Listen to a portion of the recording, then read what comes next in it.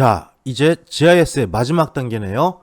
GIS의 발전부터 한번 살펴볼 겁니다. 여기서는 우리나라에서 수행했던 국가 GIS 사업, 즉 NGIS, National GIS에 대해서 각각의 1차, 2차, 3차, 4차에 대한 사업들의 기본 개념들, 그 다음에 각각의 비교, 이런 거를 살펴보고, 그 다음에 인터넷 GIS나 모바일 GIS와 같은 GIS의 새로운 경향을 점검하면서 GIS에 대한 모든 내용을 마무리하는 시간을 갖도록 하겠습니다.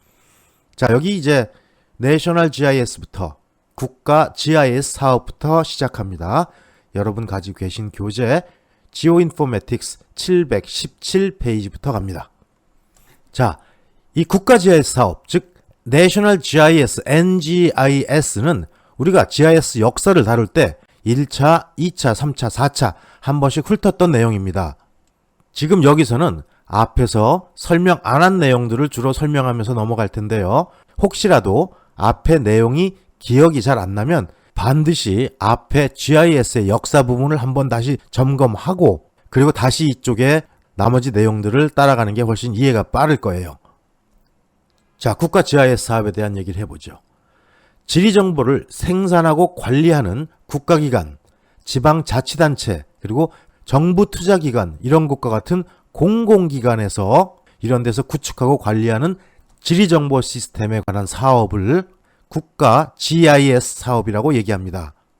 이러한 NGIS 사업의 주된 내용은요, 종래에 2차원 자료로 구축되고 활용됐던 수치 지도를 3차원으로 변환하는 사업, 그 다음에 또 지자체 GIS 데이터를 통합해서 통합 DB를 구축하는 방안, 이러한 내용들이 주된 사업 내용으로 수행되고 있습니다. 이러한 내용과 관련해서 2011년부터 제4차 NGIS 기본계획이 마련되고 그리고 수행 중에 있고요. 이러한 NGIS 사업은 초기에는 재정경제원의 주관으로 추진이 되다가 1995년부터 건설교통부로 총괄 책임이 이관이 됐죠. 지금은 또 이 건설교통부가 국토교통부로 이름이 바뀌었지만요. 그래서 이러한 NGIS 사업의 주요 참여기관으로는 과거 건설교통부, 정보통신부, 과학기술부, 행정자치부 이렇게 모두 11개의 정부 부처가 참가해서 이러한 국가 GIS 사업을 함께 수행하기 시작했습니다.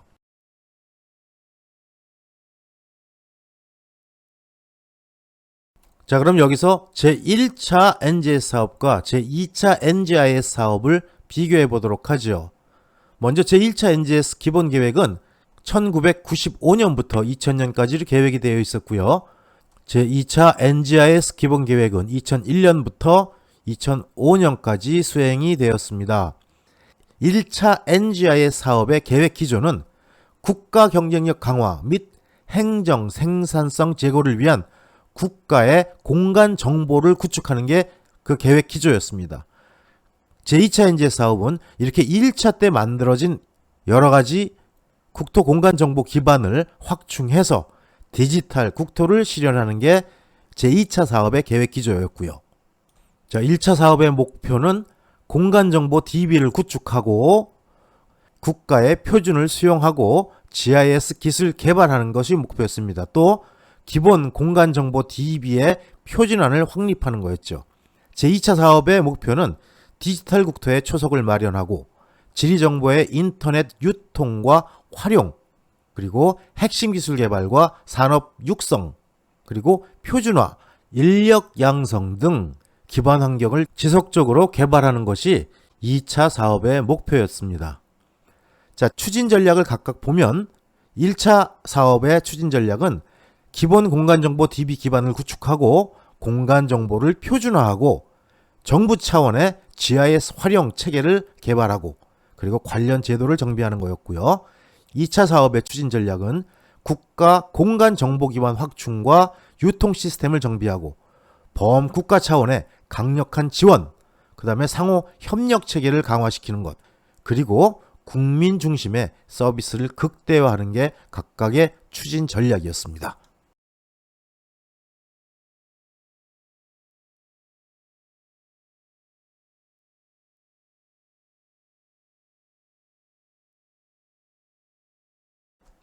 자, 그러면 이번에는 2006년부터 수행된 제3차 NGIS 사업의 내용들을 한번 살펴보죠.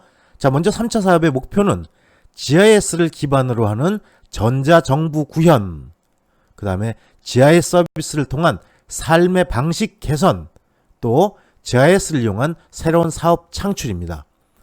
이러한 목표를 세우고 이 목표에 접근하기 위한 수립 전략으로는 국가 GIS 활용의 고도화와 국가 GIS 기반의 고도화, 이 두 가지 항목이 있습니다. 먼저 국가 GIS 활용 고도화에는 Government GIS 고도화라는 세부 항목 밑에 Citizen GIS 정착, Business GIS 정착, 이러한 내용들을 수립 전략으로 내세웠습니다. 국가 GIS 기반 고도화 전략에는 국가 GIS 기반 요소 고도화, 국가 GIS 기반의 지속적 고도화, 그 다음에 선택과 집중을 통한 핵심 역량 강화, 이러한 사항들이 3차 사업의 목표를 달성하기 위한 수립 전략이었습니다.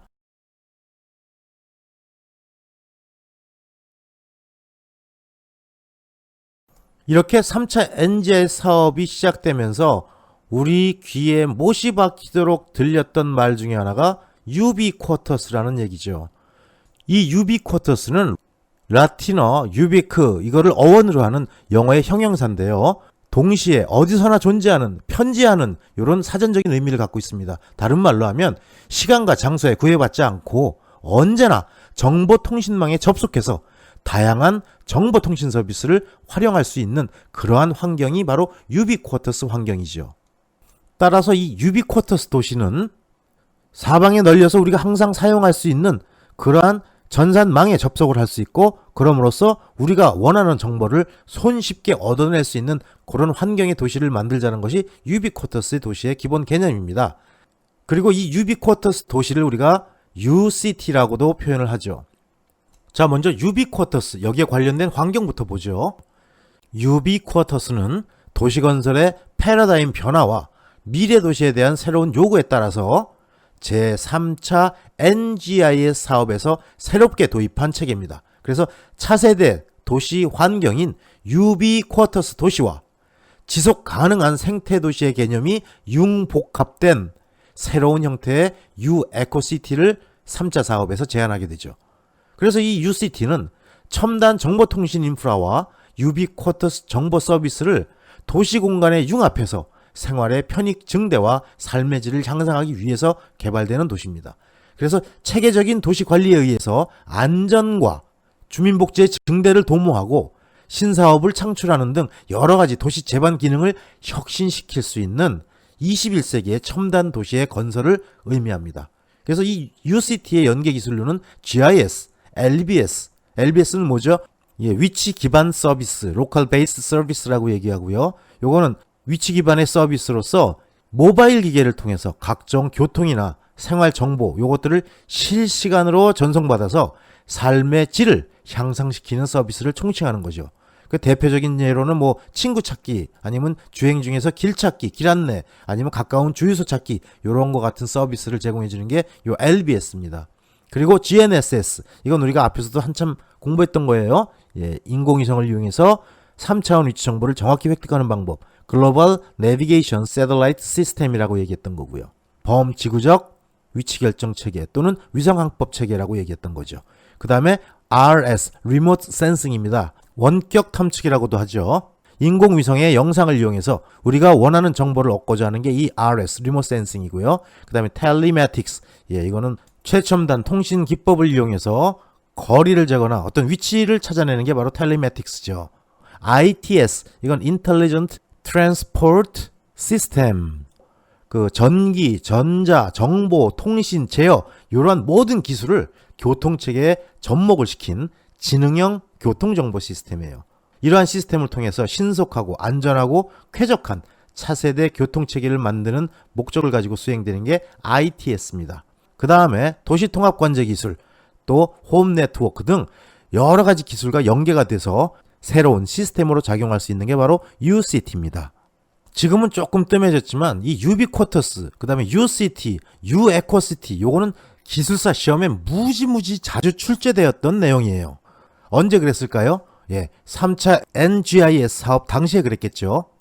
지금은 이제 4차 NGIS 사업이 수행되고 있어요. 그러면 여러분도 눈치챌 수 있는 게 뭐예요? 아하, 이제 기술사 시험에는 3차보다는 4차와 관련된 내용들, 그린과 관련된 얘기들이 나오겠구나. 요게 바로 기술사 시험 문제의 시사성입니다.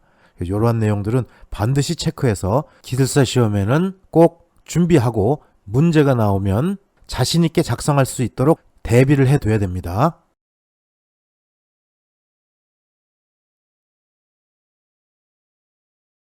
자, 이 3차 NGIS 사업과 더불어서 함께 시작된 사업으로 지능형 국토정보 R&D 사업이 있습니다. 결론적으로 이 지능형 국토정보 R&D 사업은 엄청나게 많은 돈이 투자가 됐어요. 국가에서 약 1,500억을 투자했고 그 다음에 또 민간단체에서도 그 정도에 상응하는 자본을 투자해서 전 국토에 대해서 지능화를 실현하기 위해서 수행된 사업입니다. 자, 먼저 이 사업 내용을 살펴볼까요? 이 지능형 국토정보 R&D 사업은 IT 기술과 GIS 등 여러 가지 공간 정보 기술을 융합해서 지능형 국토를 실현하고 국토 변화를 실시간으로 모니터링하기 위해서 지능형 국토정보기술 혁신 로드맵을 수립하면서 시작이 됐습니다. 이 지능형 국토정보 R&D 사업의 중점 추진 과제로는 먼저 공간정보 인프라 기술이 있네요. 이거는 기준점, 장비, 공간정보 DB 혁신을 통해서 정확도를 향상하려는 내용이 포함되어 있습니다. 또 국토 모니터링 기술이라는 과제가 있었어요. 요거는 국토의 변화를 주기적으로 모니터링할 수 있는 기술을 개발하는 내용이고요. 그리고 또 하나의 추진 과제로 도시시설물 지능화 기술이 있네요. 이 과제의 주요 내용으로는 USN, RFID 등을 이용한 도시시설물 첨단 관리 시스템 개발이 포함되어 있습니다. 여기서 USN은 Ubiquitous Sensor Network이라는 건데 모든 사물에 RFID 태그를 부착해서 인터넷에 연결해가지고 정보를 인식하고 관리하는 그런 네트워크 시스템을 얘기하는 거죠. 그리고 또 RFID는 Radio Frequency Identification 이라고 해서 지금 우리가 널리 사용하는 이 바코드 대신에 반도체 칩을 부품에 부착을 하고 무선 전파를 통해서 이 칩에 내장된 물품 정보를 읽어드리는 기술을 얘기합니다. 그래서 이 RFID 센서 같은 경우는 우리 각종 측량 기준점에 이런 센서를 내재해 놓고 주변에서 관측을 하다가 이 센서에 접촉을 해서 기준점의 정보를 이 RFID 태그를 통해서 읽어드리는 그러한 응용으로 측량해서 사용하고도 있습니다. 또 UGIS 기반의 건설 정보화 혁신 기술이라는 과제가 있습니다. 이건 GIS 기반의 건설 정보와 관련된 다양한 활용 기술을 개발하는 게 주요 내용입니다. 그리고 UGIS 핵심 융복합 기술이라고 있죠. 이 과제는 IT 기술과 공간정보 기술을 융복합하는 기술 개발을 하는 내용을 포함하고 있습니다.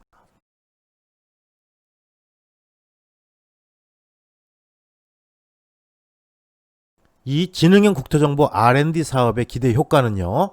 일단 목표가 국토정보의 정확도 향상이라는 목표가 세워졌고 이 목표를 달성했을 때의 기대 효과는 위치 정확도가 수 센티미터에서 수 밀리미터로 향상될 수 있다는 겁니다. 또 GIS 기술 순위 5위권 진입이라는 목표가 달성되면 세계 GIS 소프트웨어 시장 10위권 수준을 5위권으로 진입시킬 수 있다는 효과가 나타날 수 있고요.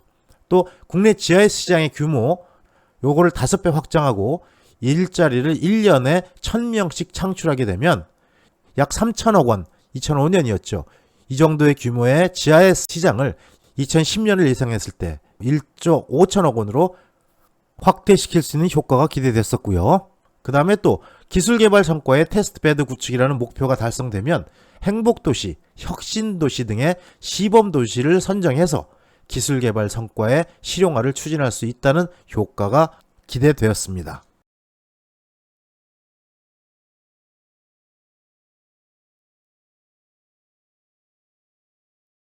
자, 그러면 이번에는 2011년부터 시작된 제4차 NGIS 사업에 대해서 함께 살펴보도록 하죠. 다시 한번 얘기하지만 이 4차 NGIS 사업은 여러분 이제 기술사 시험에 무지하게 잘 나올 수 있는 토픽이라 그랬습니다. 왜? 이게 현재 우리나라 GIS 사업의 트렌드이기 때문에 그래요. 거기다가 국가 주도이기 때문에 그렇고요. 그래서 과거에는 1, 2, 3차를 다 비교하는 게 많이 나왔는데 주로 이제 시험 문제 출제가 될 때는 4차에 대해서 자세히 쓰라는 게 나오거나 아니면 3차와 비교하는 게 나올 수가 있을 거예요. 그리고 이때 여러분들이 만약에 1차와 2차에 대한 간략한 내용도 함께 서술해주면 훨씬 더 답안지가 짜임새 있게 작성된다는 것도 기억해 두세요. 자, 먼저 이 4차 NGS 사업의 기본 방향을 한번 보죠. 녹색 성장, 여기서부터 이제 그린이라는 얘기가 나오기 시작합니다. 이건 뭐하고 대별이 돼요? 3차 NGS 사업에 유비쿼터스가 나왔던 거하고 대별되는 얘기예요. 그래서 녹색 성장을 위한 그린 정보 사회, 그린 나오죠. 그린 정보 사회의 실현이라는 목적으로 2011년부터 2015년까지 5년에 걸친 사업으로 구상돼서 추진이 되고 있습니다. 현재. 자, 그린이 뭐예요? GR, Green Growth, 녹색 성장이란 얘기네요. 그 다음에 EE, Everywhere, Everybody, 어디서든지 누구에게나. 그 다음에 거기다가 뭐가 첨가가 돼요? New Deal, 새로운 정책이 추가되는 게 바로 Green입니다. 그래서 요 GR, 여기에 E, 여기에 E, 여기에 N, 요걸 따서 이제 Green이라고 이름을 붙였어요. 자, 이 제4차 NGIS 사업의 비전은요, 녹색 성장을 위한 그린 공간 정보 사회의 실현이라고 얘기했죠. 제일 첫 줄에도 나온 걸 다시 한번 반복해 놨습니다. 이러한 4차 NGS 사업의 3대 전략이 있네요. 예, 기후변화 적응 및 에너지 자립, 그 다음에 신성장 동력 창출, 그 다음에 삶의 질 개선과 국가 위상 강화, 이런 내용이 있습니다. 이 3대 전략에 따라서 10대 정책 과제가 정해졌네요. 먼저 1번 기후변화 적응 및 에너지 자립에 대한 정책 과제로는요. 첫 번째, 효율적 온실가스 감축. 이제 환경 문제에 대한 게 굉장히 중요하게 이슈가 됐다는 얘기입니다. 그 다음에 계속 그 얘기죠. 두 번째, 탈석유 및 에너지 자립 강화. 역시 세 번째도 환경적인 내용이죠. 기후변화 적응 역량 강화. 이러한 내용들이 기후변화 적응 및 에너지 자립의 전략에 포함되는 정책 과제입니다. 그 다음에 두 번째, 신성장 동력 창출에는 네 번째, 녹색 기술 산업의 개발, 그 다음에 다섯 번째, 산업의 녹색화 및 녹색 산업 육성, 그리고 여섯 번째, 산업 구조의 고도화, 그리고 일곱 번째, 녹색 경제 기반 조성, 이러한 정책 과제들이 들어가네요. 그 다음에 세 번째 전략의 삶의 질 개선과 국가 위상 강화, 여기에 해당되는 정책 과제는요. 여덟 번째, 녹색 국토 및 녹색 교통 조성, 그 다음에 아홉 번째, 생활의 녹색 혁명, 그리고 열 번째, 세계적인 녹색 성장 모범 국가 구현, 이러한 각각 정책 과제들이 포함이 돼서 제4차 NGIS 사업이 수행되고 있습니다.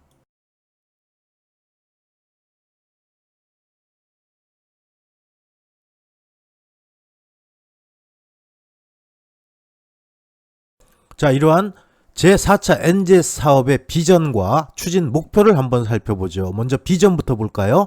예, 비전의 주요 내용으로는 삶의 질과 녹색 경쟁력의 향상을 도모하기 위해서 국민 모두가 공간 정보를 언제 어디서나 쉽고 편리하게 공유하고 활용할 수 있는 사회를 실현하겠다는 비전으로 추진이 됩니다.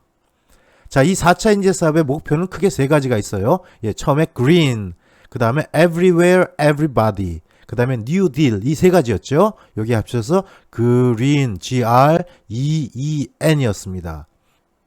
이 Green은 어떤 내용이 있는지 볼까요? 녹색 성장의 기반이 되는 공간 정보입니다. 그래서 지속 가능한 녹색 국토 건설을 지원하는 공간 정보의 기반을 구축하는 거죠. 자, 그 다음에 Everywhere, Everybody, 어디서나 누구라도 활용 가능한 공간 정보를 구축하자는 내용이죠. 공간 정보를 기반으로 어디서나 누구에게나 다양한 맞춤형 정보 서비스를 제공함으로써 시민의 안전하고 편리한 생활 환경을 조성하자는 목표입니다. 그 다음에 뉴 딜 있죠. 새로운 정책이에요. 그래서 개방, 그 다음에 연계, 그 다음에 융합, 요게 모두 활용되는 공간 정보를 구축하자는 내용입니다. 그래서 국가 공간 정보의 개방, 누구나 쓸 수 있도록 풀어놓는다는 얘기죠. 연계 및 융복합 활용에 의한 관련 산업 활성화, 그리고 신성장 동력 창출을 통한 국가적 경제 발전을 도모하겠다는 내용이 포함되어 있습니다.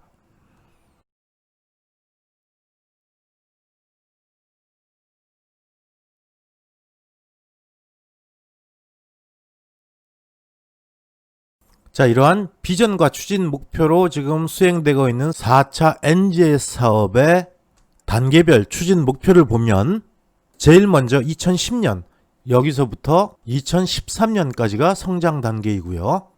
그리고 2013년부터 2015년까지가 도약 단계, 그리고 2015년부터 2020년까지가 이제 실행 단계에 해당되네요.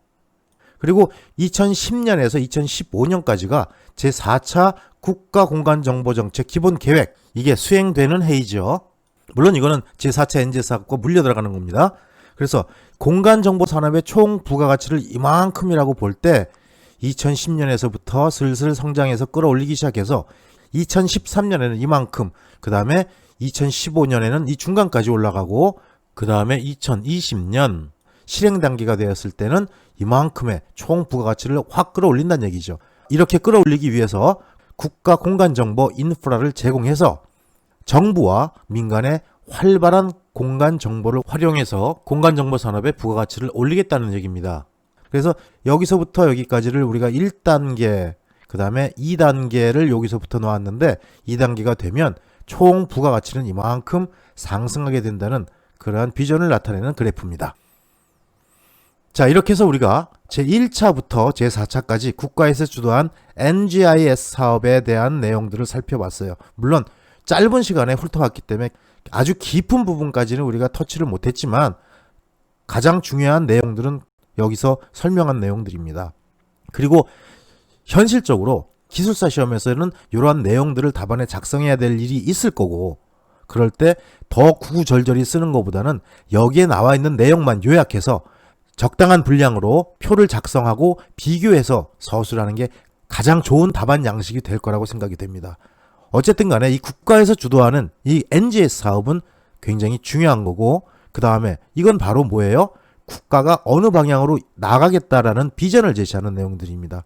그렇기 때문에 우리 측량 기술자들도 이러한 내용들을 숙지하고 있으면서 국가의 주도 방향과 부합되도록 어떤 발전 방향을 수립하는 게 좋을 거예요. 비단 이거는 기술사 시험뿐만 아니라 여러분이 속한 집단에서도 이러한 내용이 같이 포함이 될 거라고 생각이 됩니다. 자, 이렇게 해서 일단은 우리 국가에서 주도하는 내셔널 GIS, 즉 NGIS 사업에 대한 내용을 정리를 했습니다. 자, 우리 이제 제4차 NGIS 사업에 이어서 이번에는 5차 국가공간정보정책 기본계획이라는 내용이 나와 있네요.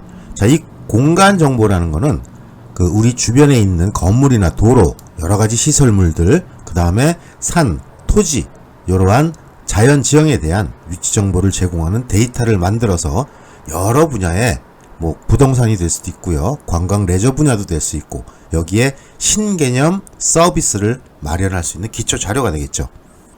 이를 위해서 총 2,946억 원을 투자해가지고 여기서 588종의 공간정보, 행정정보, 민간정보로부터 여러가지 의미 있는 그러한 정보들을 추출해서 공간정보 기반의 융합 데이터베이스 80개를 이제 구축하고, 이러한 데이터베이스를 분석해서 부동산 수요 패턴이라든지 또 맞춤형 철도 관광 상품이라든지 이런 여러가지 신규 서비스를 창출하기 위해서 분석 모델도 같이 개발할 목적으로 수립이 되었습니다. 그래서 바로 언급했던 이 공간 정보, 여기에는 지형이나 지적, 여러가지 기본 공간 정보, 그 다음에 문화재나 임상도, 주제도, 이러한 내용들이 포함될 수 있고요. 그 다음에 또 행정정보에는 인구라든지 소득, 그 다음에 기상정보, 뭐 부동산 가격, 교통량, 이러한 여러가지 각종 공부에 등록된 대장 정보를 우리가 취급하게 될 거고, 그리고 민간 정보에는 SNS 동향이라든지, 이 SNS는 뭐예요? 예, 소셜 네트워크 서비스라고 얘기하는 거죠. 예, 그 어떤 특정 관심이나 활동을 공유하는 사람들 사이에 관계망을 구축해주는 온라인 서비스예요. 그 다음에 또 주요 게시물, 그 다음에 검색 정보와 같은 것들이 포함되어 있어요. 자, 이러한 내용을 가지고 이제 하나씩 상세히 훑어보죠. 예, 자, 제5차 국가공간정보정책 기본계획의 내용입니다. 자, 이 기본계획의 방향은 공간정보를 통해서 전부 다 융합하고 복합하는, 그렇게 해서 이제 이거를 활용할 수 있도록 활성화를 시키겠죠. 그래서 이러한 데이터를 이용해서 공간정보 산업의 질적 도약을 위해서 2013년부터 2017년까지 제5차 국가공간정보정책 기본계획을 수립했습니다. 그래서 이러한 국가공간정보정책의 목표는 이 공간정보로 실현하는 국민의 행복, 그리고 이거를 통한 국가 발전, 요거를 기본 목표로 설정을 했어요. 그래서 이러한 계획은 스마트폰이라든지 ICT 융합기술의 급속한 발전, 그 다음에 또 창조경제와 정부 3.0으로의 국정운영 패러다임 전환과 같은 변화된 정책 환경에 적극 대응하기 위해서 마련된 겁니다. 자, 이렇게 5차 국가공간 정보정책의 3대 추진 목표는 다음과 같은 것들이 있네요. 첫 번째가 국가 공간정보의 기반을 고도화한다. 두 번째가 구축 공간정보의 융복합을 통해서, 즉 가공을 한다는 얘기겠죠. 이걸 이용해서 창조경제를 활성화한다. 그 다음에 세 번째가 공간정보의 공유, 그 다음에 이걸 또 오픈시키는, 누구나 사용할 수 있게 하면서 이거를 통해서 정부 3.0을 실현한다. 이러한 내용들이 담겨져 있습니다.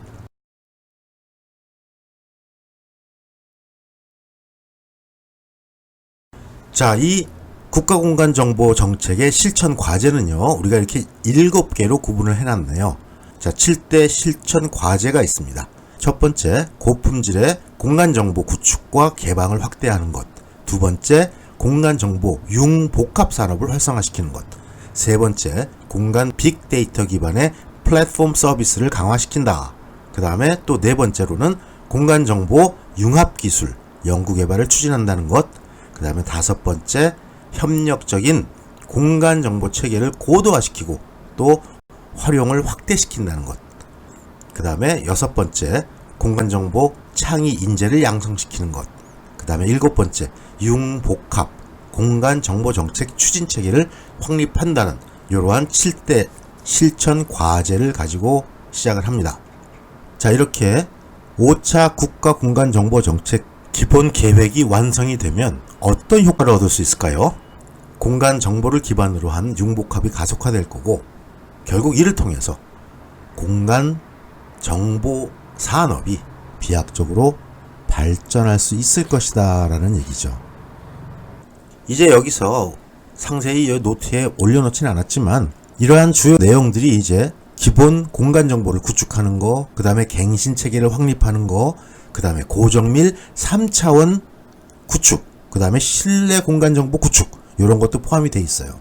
또 이제 지적 경계, 그 다음에 실제 경계, 요거의 불일치에 따른 불편을 해소하고, 또 지적 제조사 사업도 여기에 포함되어 있습니다. 그리고 민간의 공간정보 공유할 수 있는 유통체계까지도 개선할 계획이에요.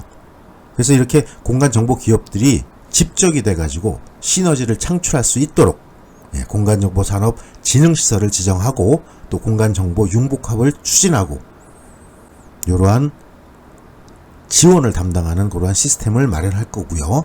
그래서 빅데이터 기술을 이용해서 공간정보를 기반으로 행정정보와 SNS 정보 등 다양한 정보를 융복합한 공간 빅데이터, 그 다음에 분석 모델, 요거를 개발함으로써 범정부적으로 활용할 수 있는 그런 지원체계를 구축하는 게 바로 제5차 국가공간정보 정책의 목표죠.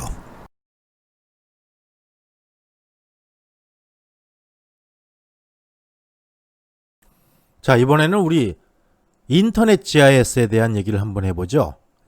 인터넷 GIS는 말 그대로 GIS에서 구축된 각종 정보들을 인터넷을 이용해서 유포하겠다는 얘기입니다. 그래서 이 인터넷 GIS는 웹 GIS 또는 웹 베이스드 GIS 이런 식으로 표현하기도 합니다. 지금 요 그림은 서울시에서 데이터베이스를 구축하고 그 다음에 각종 그 GIS의 그 활용을 인터넷을 통해서 유포시키려고 만들어 놓은 그런 홈페이지입니다. 그래서 이 웹 GIS는 국가 GIS 사업을 통해서 구축된 이 정보들을 어디로? 인터넷을 활용해서 유통시키고 유포하기 위해서 개발된 GIS의 최신 개발 기법이라고 볼 수가 있어요. 현재는 지금 레스터 자료에 대한 보급과 속성에 대한 텍스트 자료들은 보급이 되고 있습니다. 하지만 엄밀한 의미에서 지금 벡터 데이터는 아직 활용이 완벽하게 이루어지지 못하고 있습니다. 그 이유는 이 벡터 데이터들을 완벽하게 활용하려면 이 인터넷에 접속하는 모든 단말기, 즉 컴퓨터죠. 여기서 벡터를 구현할 수 있는 환경이 구축이 돼야 돼요. 다른 말로 하면 웹 GIS에 접근하려는 컴퓨터에 오토캐드라든지 마이크로스테이션 같은 프로그램들이 깔려 있는 전제하에서 이 벡터 데이터들이 구동이 되는데 아직 요거는 조금 연구되고 있는 분야예요. 아마 앞으로는 이 벡터 데이터들도 자유자재로 웹 GIS에서 활용할 수 있는 그런 포맷으로 개발되고 연구돼서 활용이 가능하게 될 거라고 예측이 됩니다. 자, 이번에는 모바일 GIS네요. 예, 모바일 GIS. 말 그대로 모바일 우리가 움직이면서 활용 가능한 여러 단말기를 이용해서 GIS를 활용한다는 얘기겠죠. 볼까요? 별도의 시공간적 제약 없이 지역 및 공간 정보에 관련된 자료 기반, 즉 데이터베이스를 유선이나 무선 환경의 통신망을 이용해서 현재 위치 기반에 필요한 정보들을 제공받을 수 있도록 만들어진 시스템이 모바일 GIS입니다. 그래서 이 모바일 GIS에서는 GNSS, Global Navigation Satellite System, 그랬죠? 예. 위성 항법 시스템에서부터 신호를 수신해서 위치 정보를 찾을 수 있고, 이러한 위치 정보를 기반으로 해서 다양한 지리 정보를 실시간으로 제공받을 수 있는 시스템이 모바일 GIS예요. 그래서 이러한 모바일 GIS를 활용하면 재난, 응급, 의료, 경찰 업무, 개인 등에게 필수적인 위치 정보를 제공받을 수가 있고, 또 GNSS를 이용해서 실시간으로 이동체의 위치 추적이 가능한 이런 시스템이 바로 모바일 GIS예요. 이 모바일 GIS의 특징을 먼저 살펴볼까요? 예.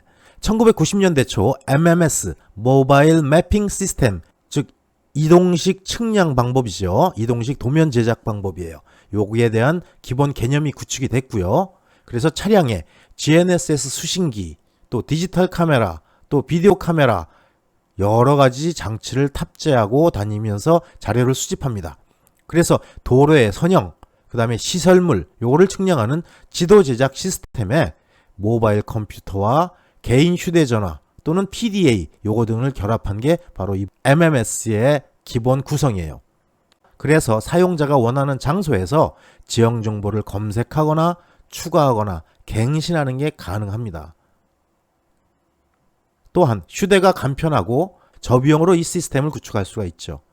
그리고 무선 인터넷으로 현장과 GIS 응용 프로그램을 실시간으로 연결시켜서 정보의 조회는 물론 업데이트나 어떤 실시간 작업까지도 수행할 수 있는 시스템이 바로 이 MMS예요.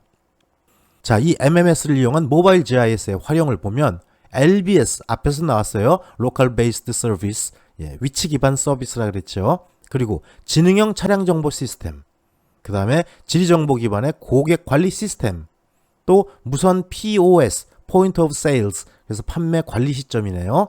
예, 이런 것들을 이용해서 유통관리 시스템, 모바일 등에 효율적으로 활용할 수가 있습니다. 이게 바로 우리가 모바일 환경이 되면서 거기에 GIS를 접목시키는 그러한 내용들입니다. 그리고 이 분야는 무지무지하게 발전할 걸로 지금 예상이 돼요. 그래서 수많은 스마트폰의 앱들도 이러한 추세를 따라가고 있고요. 또 이 위치 기반뿐만 아니라 각종 정보. 그래서 여러분들 요즘에 많이 활용되는 것 중에 하나가 시내버스가 어디 오고 있는지, 언제 도착하는지, 그리고 막차는 몇 시에 있는지, 이런 정보도 우리 실생활에 굉장히 많이 필요한 그런 정보들이거든요.